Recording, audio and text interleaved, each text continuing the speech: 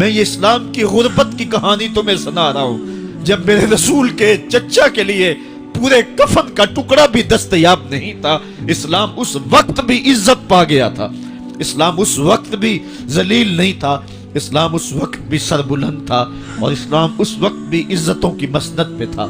یہ اسلام کا وہ دور ہے کہ جب حضور مسجد نبوی سے باہر نکلتے ہیں تو آگے حضرت عمر و ابو بکر رضی اللہ تعالی عنہما کھڑے ہیں، چہرے کے اوپر عجیب اداسی ہے۔ کہا عمر، ابو بکر اس وقت کیوں کھڑے ہو؟ عرض کی حضور بھوک نے گھر میں ٹکنے نہیں دیا، ہم نے چاہا حضور کا چہرہ دیکھ لیں تو کچھ پیاس بجھ جائے، کچھ بھوک مٹ جائے۔ حضور نے فرمایا میرا حال بھی یہی ہے، جس چیز نے تجھے گھروں سے نکالا ہے وہی چیز مجھے گھر سے نکال لائی ہے۔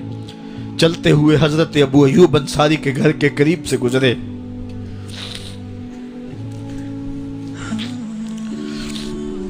حضور کی خوشبو پا کے وہ باہر آ گئے۔ عرض کی بندہ نواز آج میرے مہمان نہیں بنتے؟ حضور نے کہا تمہاری مرضی۔ گھر لے گئے، چٹائی بچھائی، حضور کو بٹھایا، گھر والوں کو بکری کا بچہ ذبح کر کے دیا، کہا جلدی جلدی کھانا تیار کرو، میرے آقا کو بھوک لگی ہوگی۔ یہ کہہ کے واپس آئے، حضور کے پاس بیٹھے، نظر چہرے پہ پڑی تو گھبرا گئے۔ نکاحت کے آثار اتنے واضح تھے کہ سمجھ آ رہی تھی کتنے دنوں سے حضور نے کچھ نہیں کھایا۔ اٹھ کے باغ میں چلے گئے، کھجوروں کا خوشہ توڑا، حضور کے سامنے رکھا، کہا بندہ نواز جب تک کھانا تیار نہیں ہوتا یہ کھجوریں تناول فرمائیں۔ تھوڑی دیر کے بعد کھانا دسترخوان پہ لگ گیا، حضور سے عرض کی گئی حضور آئیں کھانا تناول کر لیں۔ حضور نے دسترخوان پر تشریف فرما ہو کر کے حضور نے کپڑا اٹھایا تو حضور نے جب دیکھا کہ کھانا ہے تو حضور نے ایک روٹی لی اور چند بوٹیاں اٹھائیں اور ایک خادم کو بلا کر کے کہا جاؤ ہمارے گھر دے آؤ، میری بیٹی فاطمہ کتنے دنوں سے بھوکی۔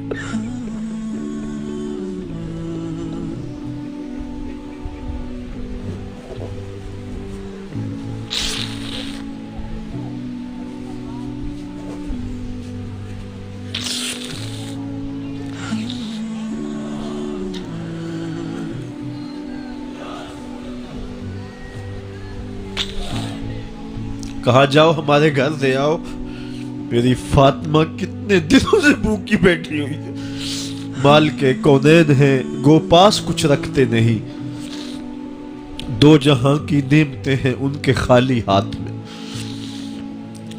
آپ کو پتہ ہوگا کہ جب میرے رسول کا انتقال ہوا ہے، حضور کا وصال ہوا ہے، تو حضور کی ایک زرہ ایک یہودی کے گھر میں گروی رکھی ہوئی تھی، حضور نے زرہ رکھ کر کے اس سے قرض لیا ہوا تھا۔ یہ اسلام کی غربت کی کہانی ہے، اور پھر اللہ نے اسلام کو امارت کے رنگ بھی دیے۔ آؤ تمہیں کہانی سناؤں، حضرت عدی بن حاتم روایت کرتے ہیں، صحیح بخاری میں روایت ہے۔ یہ حاتم تائی کے بیٹے ہیں، کہتے ہیں میں حضور کی خدمت میں حاضر ہوا، ایک شخص آیا کہنے لگا حضور غربت نے میرا برا حال کر دیا ہے، اور اس نے شکایت کی غربت کی، پسماندگی کی اور اپنی معاشی بدحالی کی۔ پھر ایک شخص آیا کہنے لگا حضور میرے پاس دولت تو ہے لیکن میں نے جس منزل پہ جانا ہے راستہ پر خطر ہے، تو میرے لیے کیا حکم ہے کہ میں کیسے راستہ طے کروں؟ تو یہ دو لوگوں نے یہ باتیں کی تو حضرت عدی کہتے ہیں کہ حضور نے روئے سخن میری جانب موڑا اور میری جانب مخاطب ہو کے کہا عدی تو نے ہیرا دیکھا ہے؟ عدی کہتے ہیں میں نے عرض کی حضور دیکھا نہیں، سنا ہے، ہیرا یہ شہر ہے عراق کا۔ تو حضور نے فرمایا عدی تو نے ہیرا دیکھا ہے؟ میں نے کہا نہیں حضور دیکھا نہیں، اس کا تذکرہ سنا ہے۔ فرمایا عدی اگر اللہ تجھے زندگی کی مہلت دے تو ہیرا سے ایک خاتون چلے گی، تو اپنی آنکھوں سے دیکھے گا اور مکے تک پہنچے گی اور اللہ کے گھر کعبہ کا طواف کرے گی، اور اس کو ہیرا سے لے کر کے مکے تک اللہ کے علاوہ کسی کا ڈر نہیں ہوگا۔ کہتے ہیں کہ میں نے دل میں کہا کہ پھر بنو طے کے ڈاکو مر گئے ہوں گے جنہوں نے عرب کے اوپر روب ڈال رکھا ہے، تو وہ تو پھر ختم ہو گئے ہوں گے، کہتے ہیں میں ابھی سوچ ہی رہا تھا کہ حضور نے مزید میری حیرت میں اضافہ کرتے ہوئے کہا عدی اگر تجھے اللہ نے زندگی کی مہلت دی تو تو دیکھے گا کہ کسرا کے خزانے تیری جھولی میں ہوں گے۔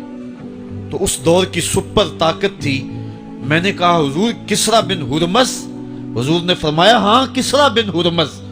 کہتے ہیں کہ حضور نے پھر فرمایا دی اگر تو زندگی پائی تو تو وہ دن بھی دیکھے گا کہ ایک شخص زکوٰۃ کی رقم لے کر کے، زکوٰۃ کی چاندی لے کر کے، زکوٰۃ کا سونا لے کر کے نکلے گا اور اس کو کوئی زکوٰۃ کا مستحق ہی نہیں ملے گا۔ حضرت عدی بن حاتم کہتے ہیں کہ پھر میں نے وہ منظر اپنی آنکھوں سے دیکھا کہ ہیرا سے ایک خاتون چلی اور مکے تک پہنچی اور امن ایسا تھا کہ اس کو اللہ کے علاوہ کسی کا ڈر نہیں تھا۔ پھر وہ لمحے بھی میں نے دیکھے کہ کسرا بن ہرمز کے خزانے مسجد نبوی کے باہر پڑے ہوئے ہیں۔ تو کہتے ہیں تیسری چیز میں دیکھ نہ سکا اور میں نے لوگوں کو کہا کہ یہ میں تو نہیں دیکھ سکا، میری شاید زندگی وفا نہ کرے، اور اگر تمہاری زندگی وفا کرے تو تم دیکھنا میرے آقا نے جو فرمایا تو 2 باتیں تو پوری ہو گئی ہیں اور تیسری بات تم دیکھ لو گے۔ حضرت یحییٰ بن سعید فرماتے ہیں کہ حضرت عمر بن عبدالعزیز کا زمانہ تھا اور انہوں نے مجھے افریقہ کی جانب زکوٰۃ وصول کرنے کے لیے بھیجا۔ میں وہاں سے زکوٰۃ وصول کی اور پھر میں زکوٰۃ لینے والے مستحقین کو ڈھونڈنے لگا تو کہتے ہیں مجھے کوئی مستحق نہ ملا۔ پھر میں غلام پکڑتا اور اس کے پیسے دے کے اس کو آزاد کرواتا چلا جاتا۔ حضرت عمر بن عبدالعزیز کا زمانہ ہے کہ گورنر ہے عراق کا، وہ حضرت عمر بن عبدالعزیز کو لکھتا ہے کہ اتنی رقم ہے اس کا کیا کرنا ہے؟ تو عمر بن عبدالعزیز کہتے ہیں رقم لے کے یہاں نہ آنا، وہاں عراق کے لوگوں میں بانٹ دو، جو زکوٰۃ کے مستحق ہیں ان کو تقسیم کر دو۔ تو گورنر لکھتا ہے جو مستحق ہے ان کو دے دی، اب کوئی مستحق نہیں رہا تو میں کیا کروں؟ تو حضرت عمر بن عبدالعزیز کہتے ہیں جو مقروض ہیں ان کا قرض اتار دو۔ تو کہتے ہیں کہ ہاں قرض بھی میں نے اتار دیا ہے، رقم پھر بھی بچ رہی ہے، کیا کروں؟ تو حضرت عمر بن عبدالعزیز نے پھر لکھا جو شخص شادی کرنا چاہتے ہیں ان کا حق مہر ادا کر دو۔ میں نے کہا کہ وہ بھی کر دیا ہے، رقم پھر بھی بچ گئی ہے، اب کیا کروں؟ تو حضرت عمر بن عبدالعزیز نے مجھے لکھا کہ جو غیر مسلم ہیں جنہوں نے ٹیکس دیا ہوا ہے، جتنا ٹیکس دیا ہے اس سے دگنے پیسے ان کو قرضے میں دے دو اور ان کو کہو جاؤ اس کا کاروبار کرو، کھیتی باڑی کرو، اور ساتھ انہیں یہ بھی کہہ دینا قرض کی فکر نہ کرنا اور زیادہ اس میں پریشان نہ ہونا، جب دے سکو گے دے دینا۔ یہ دور بھی پھر اسلام نے دیکھا اور یہ گھڑیاں بھی دیکھی، جب چتھڑے پہنے ہوئے تھے، جب پیوند لگے لباس پہنے تھے، جب پیٹ میں ڈالنے کے لقمہ بھی نہیں تھا، اللہ کا دین اس وقت بھی غالب تھا